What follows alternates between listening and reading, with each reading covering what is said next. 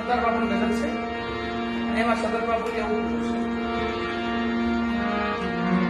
તો હું એક અજ્ઞાન છું, મુર્દાસમાં છું. મુર્દું હોય ને, મુર્દું જે કબ્રસ્તાનમાં હોય ને મયત એ સમાન છું. પણ મારા ગુરુ મહારાજ મારી માટે એક કૃપા કરી, કબરમાં હોતો હતો ત્યાંથી મને પગનું ભેગું મળ્યું તો પોતા હોતો છો શું આળસ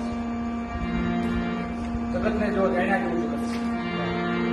મારા ગુરુ અનવર સાહેબ, સરદાર બાપુના ગુરુ અનવર સાહેબ, અને એની વેદના મેં ગઝલ લખી નાખી.